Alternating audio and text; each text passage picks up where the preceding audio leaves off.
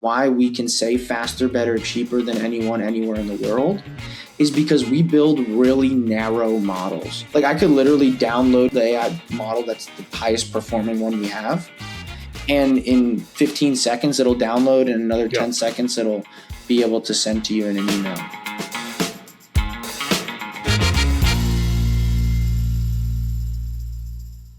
Seby, thanks for coming on, man. I think what you're doing is super interesting. And I'm going to go ahead and talk to the audience real quick and say, this is going to be a complicated episode, but I hope they're going to listen because it's super interesting. Thanks for coming on. Thank you, Ladney. This is awesome, man. I'm excited to take Zipcode beyond this little ecosystem we've been operating in. Yeah, it almost feels like coming out of stealth, as some startups do. So thank you for having me. I'm pumped to go into it. So for the audience today, we're gonna do our best to educate in layman's terms as much as possible a few different things. Number one, crypto and AI intersection. There's a platform called BitTensor. There's a coin, TAO, which you can invest in on Coinbase. And you guys launched your product. It was subnet, I think at 46. Is that right? On BitTensor. And your company is Zipcode.ai. So today we're going to explain what TAO and BitTensor is, what the platform is, how you're working on that. And then your product is super interesting because you're going to be expanding beyond BitTensor as a product that can be used across all of real estate. So I'm going to let you explain TAO BitTensor first for the audience. All right, let's go ahead and give it it's funny because I believe in what you guys are doing. I like it. I've tried to explain it to a few of my friends. Some has gone well. Some has not gone so well. Well, you go ahead and give your best shot. So let's first start by understanding, like you said, let's unpack crypto. Yeah. A lot of people think crypto is something that it's not. Crypto is just incentivizing people to do things across the world.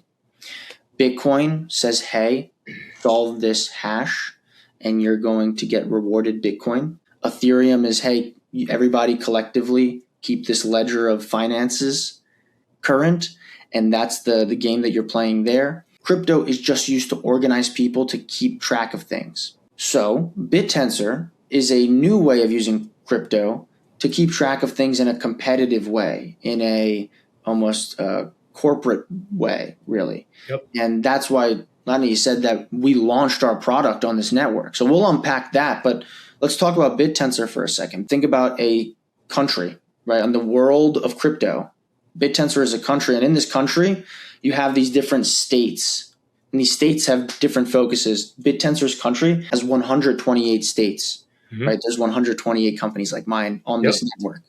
So think about that. Just like the USA, each state kind of has its own thing, right? Georgia's got peaches. So our case, we've got real estate, right? For example. And to go to more in depth, each state represents like a purpose for this nation to exist. And the reason for this nation to exist in reality and how this is taking shape is that BitTensor is essentially competing with Google and Anthropic and OpenAI because each state takes care of all of the things that those companies do. Let's break that down for a second. You can go and ask OpenAI to go you have a video, right? Go use a phone video, inspect a house, walk through a house and tell me what's wrong with this house. General stuff. You're not asking for professional insight. You're just trying to go input, output with an AI. When you put that into ChatGPT, it seems simple. I give you the video, I ask you do an appraisal or an inspection type of thing, and I get an output. But what's happening is computer vision is being used. A model harness is being used. The context for who I am and how I like to get responses is being used. Compute is needed. Hardware in the real world is needed to be used. So a lot has to happen. That we call that the stack, the AI stack. And the states represent the stack in addition to the expansion, the productization of this stack. And in our case, let's talk about now. We have what's the state? What's our focus? Our state is to basically have the Wall Street in our state of real estate. And how we do that is by building these, one county is dedicated to appraisal competitions, and everyone lives there just to work at the appraisal AI factory. These are real things. We have a whole network of people every day, hundreds of people submit AI models that appraise properties. And then we test all of them. And whoever wins gets $8,000 a day, $5,000 a day, $20,000 a day, depending on where the Tau token is. But they can get cash for that immediately to their bank account that instant. So it's real money that we're giving out to real professionals to get an asset, a valuable thing, an AI model. And because we do it in this really effective way, we don't have to build a big company, right? It's 5 of us full time here. And we're the second largest real estate crypto company in the world. That's insane, right? But it's because we have 100 people in an R research and development building these models. So that is how we use BitTensor. BitTensor is this environment that allows for these competitions, right? You have states that specialize in this nation, but they specialize by doing a competition. I gave you my example. I'll just tie this up with a couple examples that are simple. One is called Score. Great team, by the way. Score, and you Stillcore, the team that invested or that introduced us, invested in them as well. Score is awesome because they're computer vision. Their miners, their engineers, let's say, call them. Their engineers submit AI models that just look at things and know what they are and can tell you about them. Another one allows you to do model fine tuning. So you can make a model good at a specific thing if you have certain data, if you have a database or a data set. You can do that for the lowest cost across the entire internet in the entire world on BitTensor. I think these analogies are important to understand it because it's complicated. You got to tell it as people understand stories. I understand stories. I'm a visual learner. I'm you see my hands. They haven't stopped, right? I'm like Ricky Bobby over here. So to wrap it up, BitTensor is a network that has these competitions. These competitions take shape in companies like mine. Mm-hmm. And then we essentially use the result of these competitions to build a company. And our company just so happens to productize intelligence for real estate professionals. Yep. Right now we only have appraisals, but we're moving to inspections and title and legal and the whole stack. So really anyone can access real estate intelligence for really the cost of compute. Yep. No, that makes sense. And so, and I'll go back and you even said this, people like, all right, they mine Bitcoin. You hear about they use all this power and they get Bitcoin for it. Your miners are using intelligence to solve these problems and they're getting Tau coin for it. Yeah, is that accurate? Exactly. So just so people understand kind of, you think in your mind like, okay, they're mining for Bitcoin. What exactly is this thing? So, if you're interested in crypto, if you're interested in artificial intelligence, this is, Tau and BitTensor is the number one player in the world for that. So if you're investors out there, do you understand it all? Maybe not. But take a look at it. You can buy the Tau coin on Coinbase, which would be like buying the S&P 500. Now, If you want to buy the individual companies, they can actually invest in your subnets, right? They can buy your coins for your subnets. I haven't even done that yet. This is why I got Stillcore Capital involved because they're going out and investing in these subnets. So they're trying to, instead of buying all 500 of the S&P 500, they're investing in the best companies. And one of them was yours. I became interested in this because I own a title company. I'm in the real estate industry. I like what you're doing. It's an intersection of all the things I find interesting. And I want to see if we can keep these real estate agents and builders and developers staying on this podcast and learning about what Tau, BitTensor, and what you're up to is. All right, so let's get more into your company and your product. So Zipcode.ai, today you have appraisals. And I think you're not charging a lot of money. So if a person wants to go on and see what is my house worth, they can go to Zipcode.ai today. What do they pay to find out what the valuation would be based on your data? Nothing. So we are a network. A lot of people try to put us into this bucket of company, right? I know I even defaulted right now. I just said a company like ours. But realistically, we're a network. And that network exists to produce infrastructural intelligence, like primitive level intelligence as a public good. This is a public good. Can you use it? Yes. Can Zillow productize it and make it their Zillow, our Zestimate function, and just have our thing? No, because we have the exclusive commercial rights, but you can use it in your business for free. You can use it in your personal life for free. We can use it on our financial network for free, right? So it's almost like a moat that in turn is a public good to all of the real estate industry. But the point is that we have appraisals today, and that's single family appraisals in the USA. Then we go to single family and multifamily. Then we go into commercial with the, say restaurants, right? Restaurant, leases and, building sales. Then we go on, so then we specialize. The point is, and why we can say faster, better, cheaper than anyone anywhere in the world is because we build really narrow models. If I pulled up, I could literally download my AI model, the AI model that's the highest performing one we have. Yeah. And in 15 seconds, it'll download, and another 10 seconds, it'll be able to send to you in an email. Very cool. These are super small. You can literally, if the power grid runs out, you can run it on your phone. Okay. Yeah, okay. Very good. Yeah. Nice. So, right now, so even though I said, maybe real estate agents or actual people that own homes want to go see the value, eventually what's going to happen is, instead of a lender going to have to pay someone to do a $600 appraisal, they could technically utilize your intelligence to get the appraisal at a much cheaper cost. Is that correct? So you're going to be working with lenders, you're going to be working with a variety of other people, and that'll be more of a business B2B product that you have in a sense. Can you kind of talk through that and what that will look like? Yeah, as the great Meek Mill says, there's levels to this, right?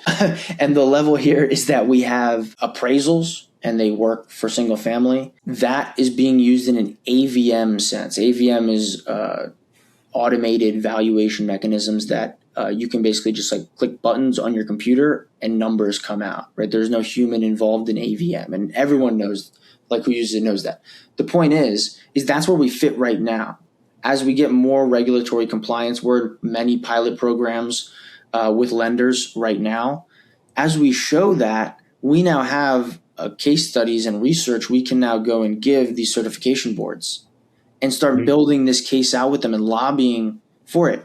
Luckily, we have a great network of investors that are enabling us and funding us because we know that those are the right things to do. And if we do that once, we will forever have the benefits, right? So we are taking the approach of starting where we are and we're doing what we can do and then pushing on all the buttons possible to expand our effective surface where we can be used, which for right now is a person who's curious, an investor, a lender. Right now the lenders are using it as one of their 5 pricing mechanisms. Yeah. Each deal, they do 5 different AVM prices. Yep. So yeah, we're being used in all of those functions right now, but it does expand, like you said, to being used by banks and lenders.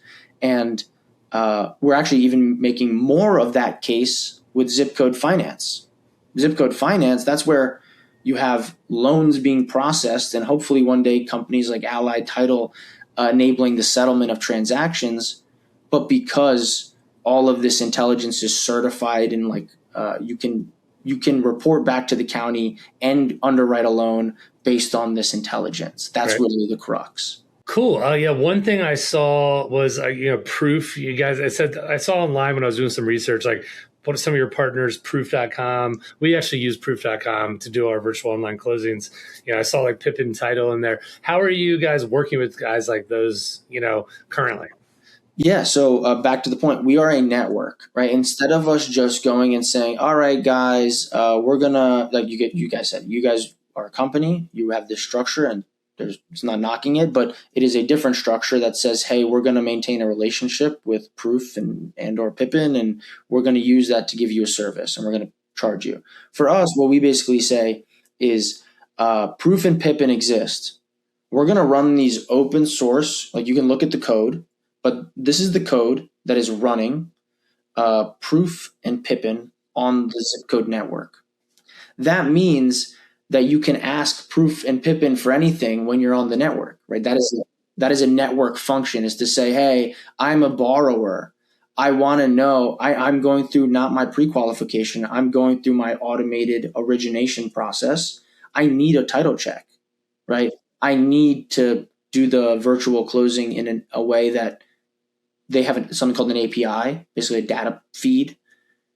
So basically, you could do a virtual closing, and then they're going to say, "Hey, that happened," and now we can go and conditionally send money because of these types of, we run basically the code that runs proof or pippin, and that's what makes these profiles complete enough for automated origination. So, you originally you started as a subnet on BitTensor. I think I heard you say you're looking to now expand beyond that. Can you talk about what that means exactly? Yeah. Quick question before that. Yeah, Have you seen Figure HELOC? I have not. Oh my God. Yeah, So, can you share it on the screen here while we talk? yeah, I can. I'm going to show you a screen. This is it's just a normal website everyone really uses in crypto. Yeah. And you can see different tokens. I'm not sure if you can see the Riverside thing in the corner here. Yeah, I can. That said, this is Figure. Figure has essentially a capital warehouse of $18.5 billion. Now, this is self-reported, but the important thing to know about Figure here is that they're using the blockchain. And mind you, Figure was created by Mike Cagney. Mike Cagney is the founder of SoFi Bank. Okay. The guys with the stadium. Yep. Yeah. And Figure HELOC is essentially the lending marketplace that exists for the benefit of SoFi. So, for example, and mind you, I'm a huge fan of what they're doing because it is the proof of concept that is giving investors the confidence to believe in me. Yeah. Some guy on the internet that's saying this is the future, right? Some guy's actually going and living that future because he's a billionaire. But to that point, what Figure does is they say, hey, Intercontinental Exchange is charging you guys for your loan origination systems and your capital warehousing.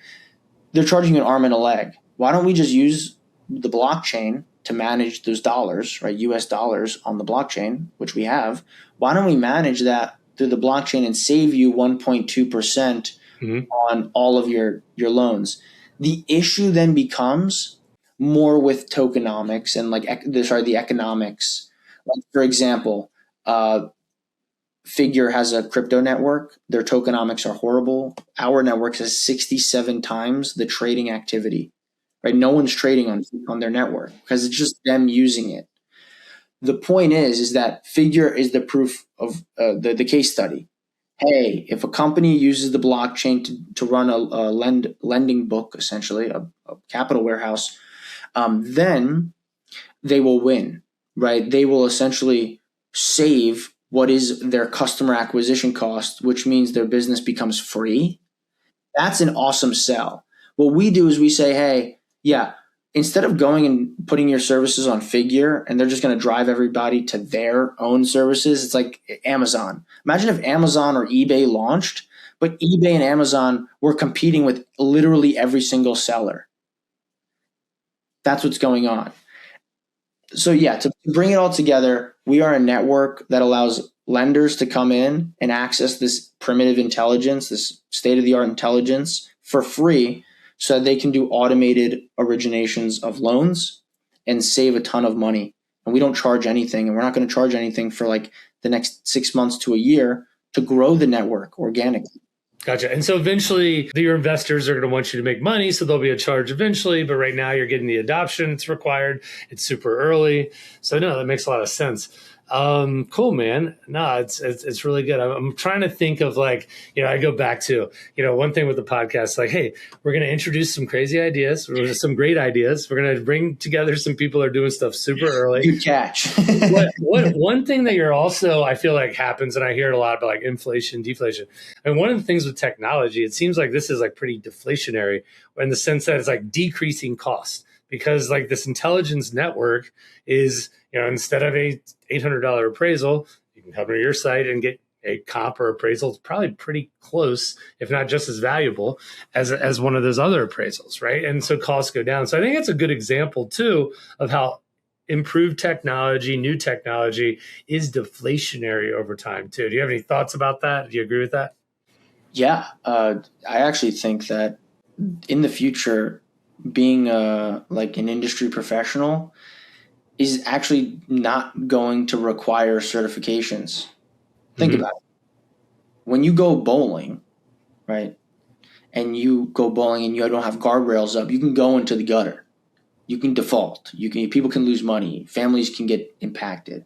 When Mm-hmm. you put those gutters up, throw it overhand. I don't care what you do. It's not nothing bad's going to happen. Right. What the blockchain enables us to do is put up those guardrails. 2008 isn't happening again ever, because we'll have guardrails that literally everyone will be able to see. With Michael, like, think about it. A guy that's half blind was the first person to see this thing. But now in the future, everyone who has a working set of eyes will be able to understand that the economic status of the real estate is clear because of the guardrails, the blockchain. You Yeah. asked And about intelligence. are you talking about specifically around like the title of the property there? Is that what you mean by No, blockchain? no, no. Think about it. The major cost of loans right now is not like the CRM or the pipeline management. Yeah. The crux of cost is the like cartel of people saying, for us to settle this money and approve these settlements of capital in a safe manner, we're going to charge you your first and third child. Thank Mm-hmm. you. Right. Right, and produce 5 more every year. So it's like you're going to charge me my whole entire deal just to process the money because you have that choke point. Yeah. They do that. So when you remove that, what is Yeah. like a moat from them, because the blockchain is that, it is like, imagine that. I will be able to save every lender just by using our platform 1.5% on average for every loan that they process. Mm-hmm. And because we're free. In the case that when we do charge, it is a 0.1% fee, 10 bips on a deal. No, that makes a lot of sense. I mean, we also talk about too, you hear a lot in the governments like, hey, how do we make, housing more affordable? Seems like something like this eventually comes down to the consumer too, in terms of some type of savings. I would You want to know how to make housing more affordable? Watch this. Here's how we make housing more affordable. We create an environment where people can actually fund loans, right? If I can fund a loan, okay, and then I can borrow against that loan that I funded, I basically have an asset. Someone's liability is my asset, right? If I can borrow against that, we don't need a secondary market, right, for that loan. Someone else just needs to be there to buy that if it liquidates, right, if there's a default. So the goal is that we enable P2P loans, P2P sales, and then we essentially just rent out, or you just lease out your license to do title and your process, and give it a check and make sure I'm doing the right thing on a network level. And you say, hey, wait a minute, I can 10x my business because now I can go anywhere. Now I can focus on recruiting now I can focus on recruiting salespeople and marketers instead of processors, and I can grow this business objectively. Yeah. No, look, man, it's very interesting. And how did you get into the Tau network? How'd you get into this space? Obviously you're a very smart guy, and you're super early in this. How'd you get involved in it? Yeah, I'll actually take a step back.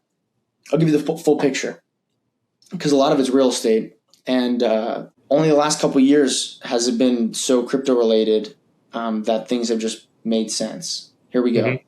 I'm 18 years old. I come from a real estate family, right? My uncle and my grandfather, developers in Brooklyn, and I saw that and I was like, holy cow, that's amazing. I was like an 8-year-old. Mm-hmm. I'm 18 now. Mom and dad, birthday gift for 18 years old is go become a realtor. Go get your classes. I was going to college, the community college, and I was a realtor. I sucked because nobody wanted to trust an 18-year-old. Right. And I went and worked at this office. As I worked at this office, I learned like what was actually going on. And I got to go work with like one of the top investors in New Jersey on a day-to-day basis. He was building like this iBuyer. He was building almost what I'm doing, but like Web 2, right? He was basically building eHome offer, iBuyer, eHome sales, or eHome brokerage, eHome title. He was doing this. And I was working with him when COVID hit. He dropped the company, sold the company essentially, or shut down the company. Then I started a SaaS, like a software company that found investors deals. Yep. That software did $1 billion in user volume, in user disposition and acquisition of these fix and flips and wholesale deals.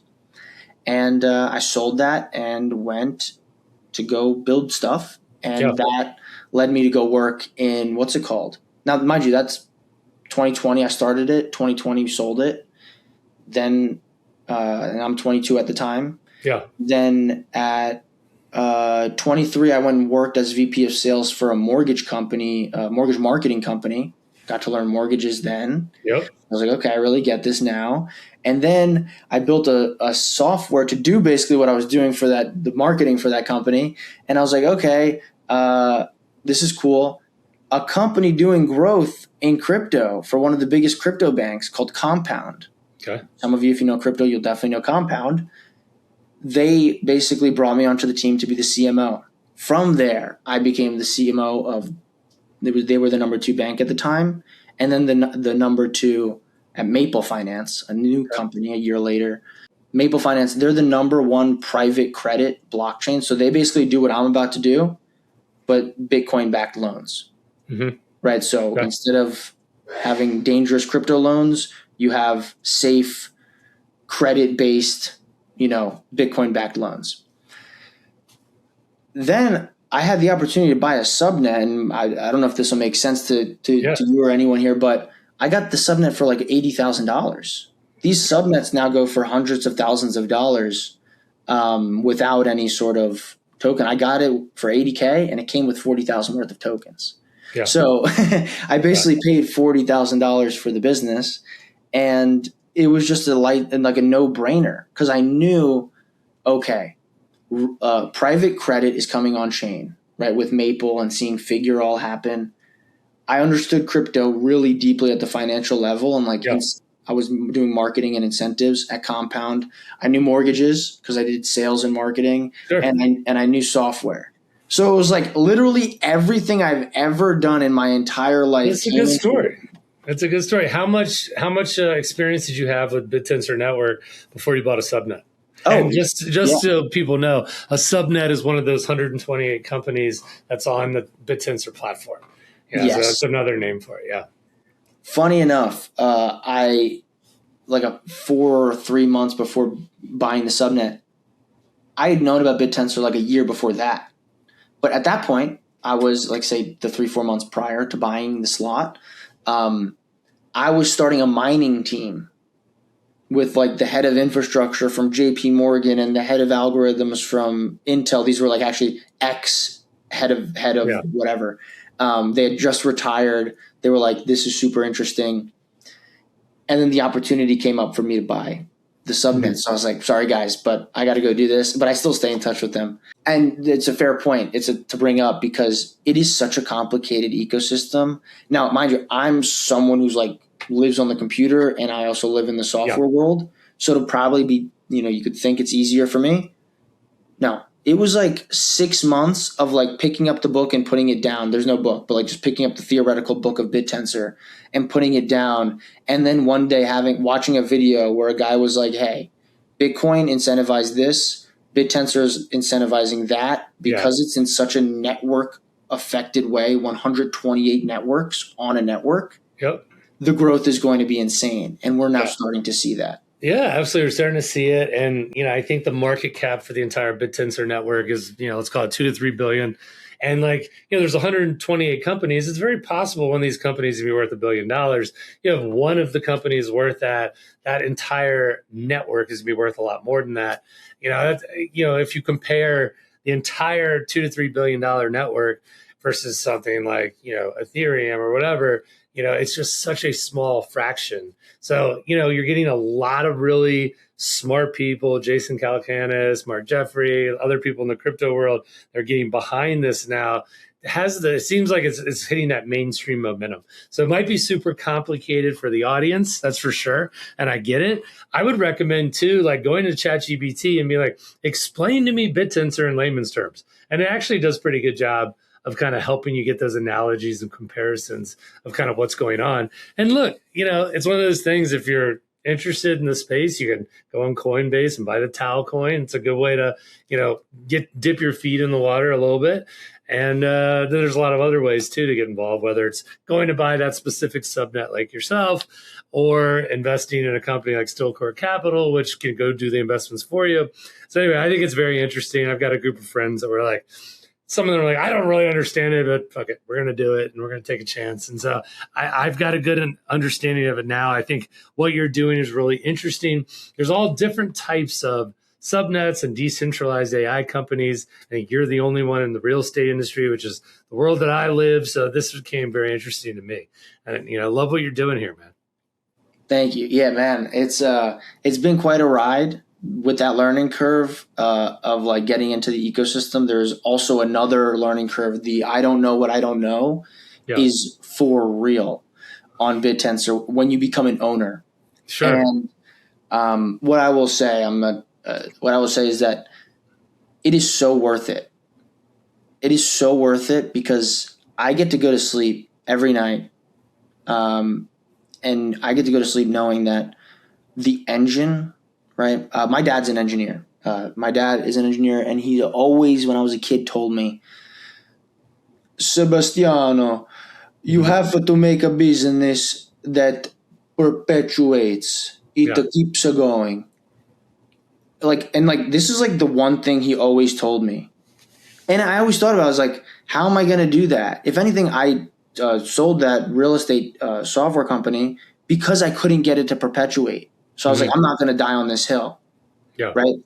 So BitTensor is the thing that perpetuates, it is the thing that allows me to literally live out this dream that is impacting the way that humans interact with technology and the way that impacts their life. I love that. That excites me, right? When I can change the way you experience this thing called life, that's what drives me as a person, and to do it positively, right? Right. But how often are you guys doing contests? Is that a daily thing? Every day. Every day. Gotcha. And give me an example of a contest, what that looks like. Okay.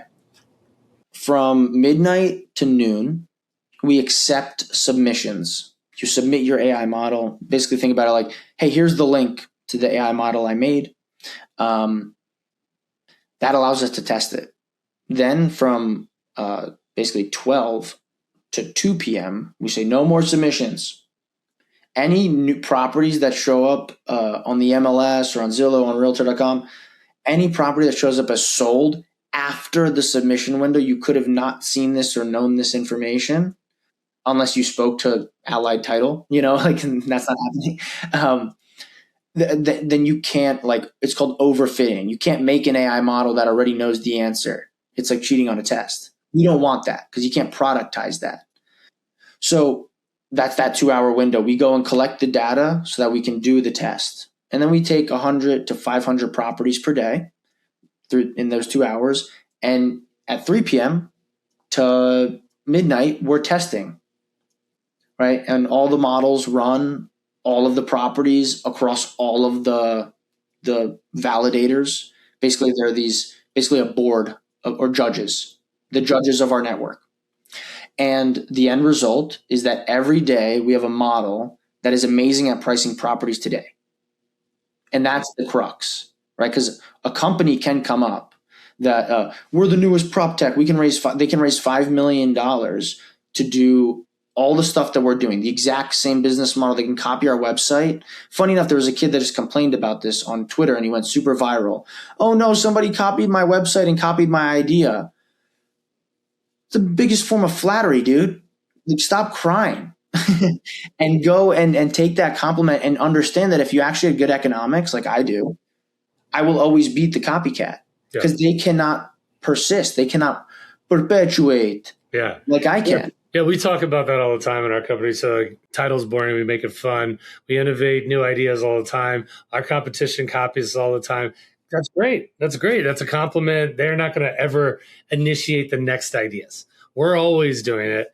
and they're copying us, and there's always going to be that lag of 6 months or whatever that lag is, in your industry. But so that's a good example of kind of how you guys are doing that. And you create a brand, obviously. Also, people come to you because they trust you. So yeah, someone copies, they're not going to go to the random copycat.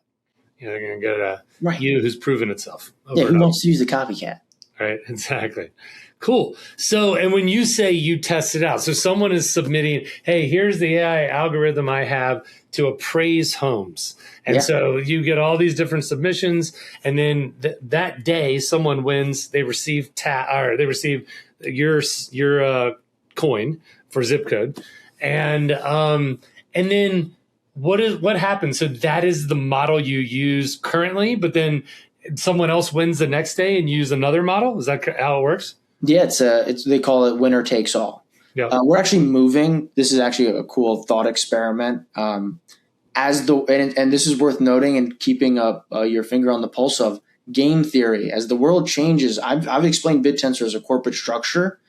This is a corporate structure that Latney just explained. That competition is our corporate funding structure, recruiting, everything.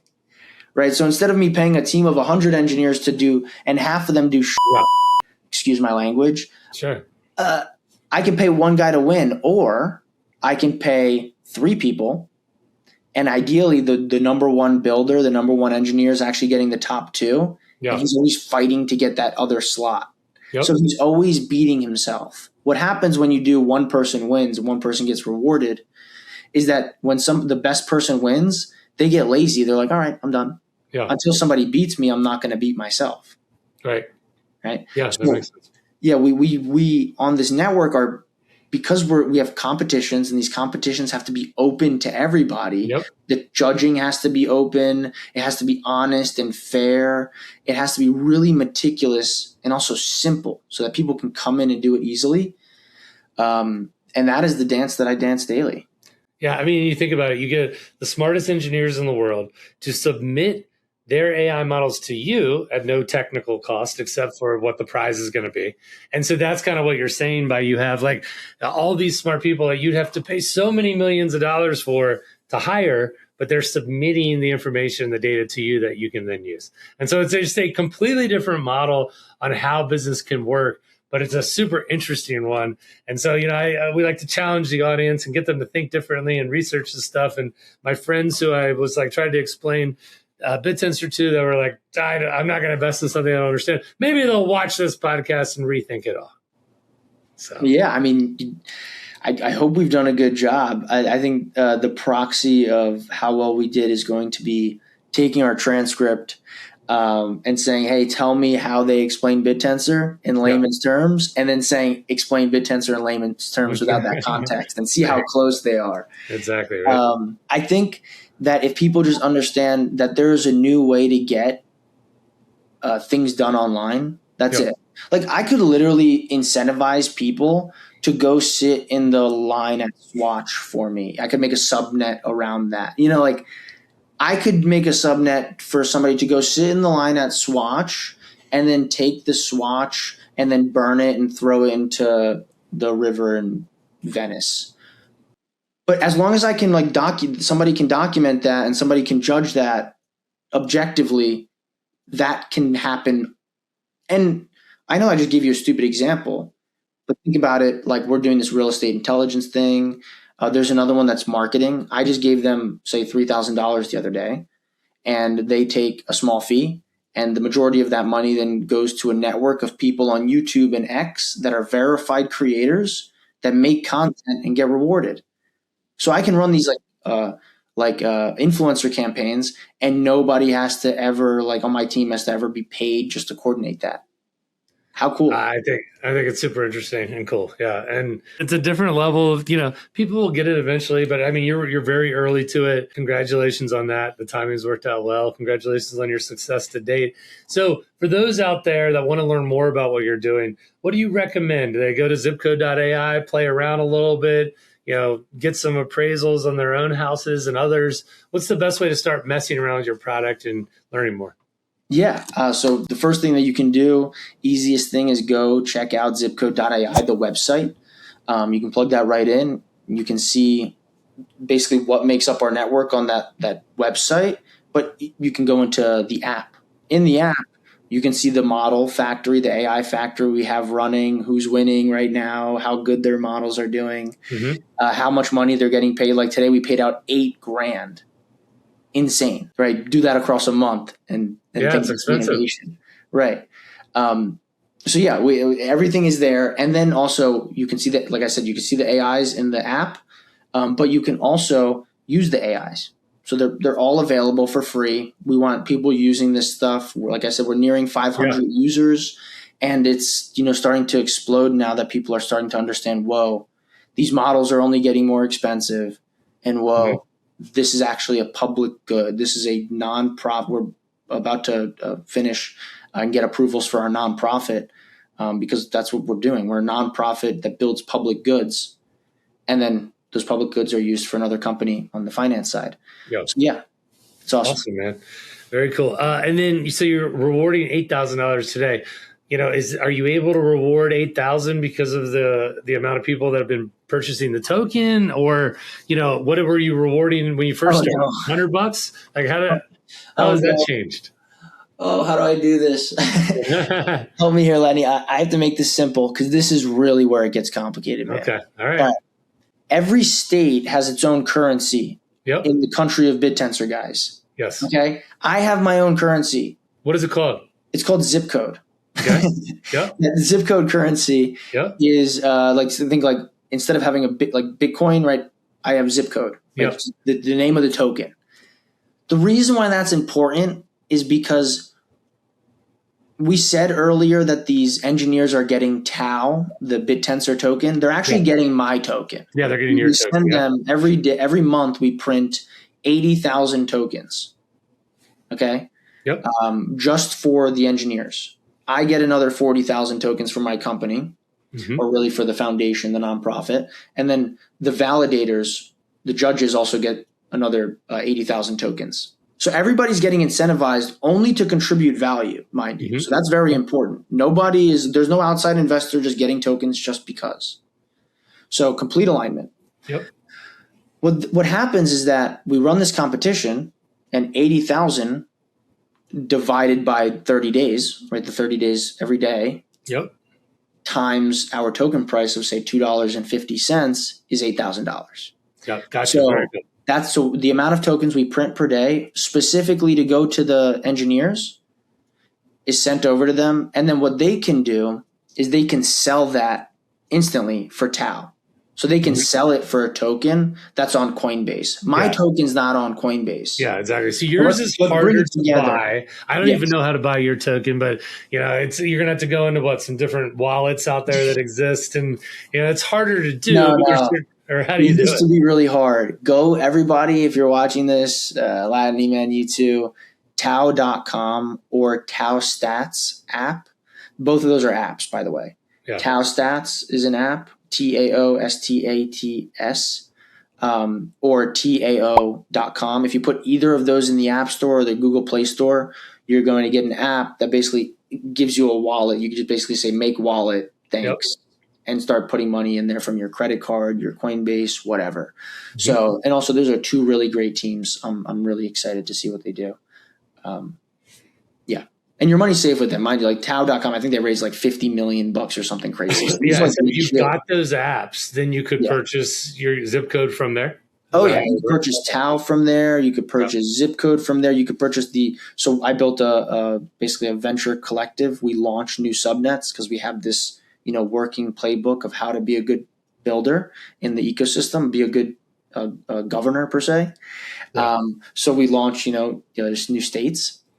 That being said, the whole goal is to just get deeper into the ecosystem, bring new people into the ecosystem, and I hope that you get deeper in there. But one of those easy ways to get more people in are these apps. So I definitely do suggest that you guys go check out Tau.com. And then I think you can go to a website, tau.app. Is that right? And that shows all the subnets and the price of them. Yeah. Is that correct? Yeah, tau.app. DAO.app. That's a Yep. website. And then I think Mark Jeffrey launched it was one that's called Bubbles or something, like Tao Bubbles. Do you know what that one was? I think that's just a fun tool he uses. He makes a bunch of posts about it. In Yeah. essence, you can basically see a screen. It's just a bunch of bubbles that are different sizes, and Yeah. it just shows you who is growing a lot in Yeah. token Who's growing, value. who's not growing. Those are all the subnets. So, Yeah. yeah, there's some really cool, interesting tools that if people are interested out there and they want to get involved with the combination and intersection of crypto and AI super early, then this would be a way to do it. It's kind of like, how many times do we have to hear about Bitcoin before we actually bought it or whatever? This would be the early days of BitTensor and Tau. So if you want to take a flyer, this would be a good time to research a little bit, take a flyer, and look back up in 10 years, and hopefully it's a good financial decision, right? Yeah, I know we're reaching time. I've also talked a lot about my venture, but I have to give my nod to the BitTensor network. Not only has the founder of the network been a monthly advisor to me and all the new ventures that we've launched, which is insane, right? This guy has more money than God, and he doesn't have to talk to me, but he gets on a call. He answers my messages whenever I reach out. So I have to just commend the values and the operational excellence that is happening on this network, specifically through Kant's the founder. Jacob is his name. There's that, but I will also say this: quit your job, drop out of school, free up your mind and yourself, and go contribute to BitTensor. You don't have to be an engineer to be a miner. Yeah. You can go make content and be a miner. You can go literally sit on a spreadsheet and label data and be a miner. There's a whole world of jobs, and economies and countries will run off of working on BitTensor. And I implore you to go do that while you still can. And I agree with that. I want to make sure this is a short, because I think this is very valuable. I was just listening to CNBC, and they're talking about all the jobs that are going to be lost. And I do believe with everything that's occurring with AI and everything, there are so many jobs that are going to be created that we just do not understand. This entire network, the amount of jobs that could be created for young people versus them going to do a normal corporate job. It's a different way to look at things, but there's a real massive amount of job opportunity here. And no one ever includes when they're like, oh, there's no job creation. No one even talks about this stuff. So I think that is something that's completely underlooked. And that's one of the benefits of AI and everything that's occurring, is the job creation is going to occur that no one just understands. Yeah. Want to make money? Go make money. Want to build a network and build something foundational to the world? Go build something foundational. Mm-hmm. Ask nobody's permission. Take no prisoners, and go with God. That's honestly the BitTensor way. It's so amazing that you don't have to ask permission, and you can go access opportunity. My dad comes from my mother too. They come from a small town in Sicily. Okay. Yeah. There's nothing there. My dad had to work his butt off to get a full ride to a school just to get to the USA with nothing. Right.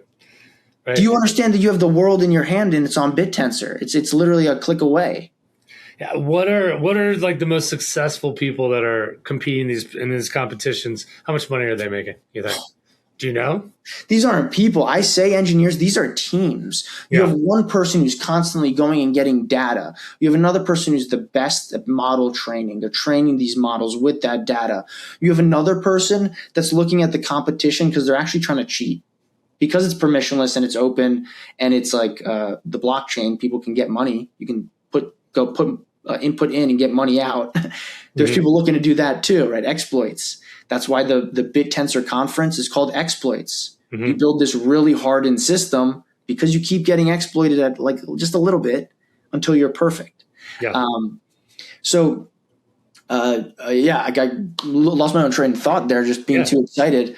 But no, it's all good. I was more wondering, some of the people that are competing in your competitions who are getting $8,000 a day of your coin, are some of these people, they're competing in your competition, they're competing in other subnets competitions, they might be making $30,000 a day. Is that correct?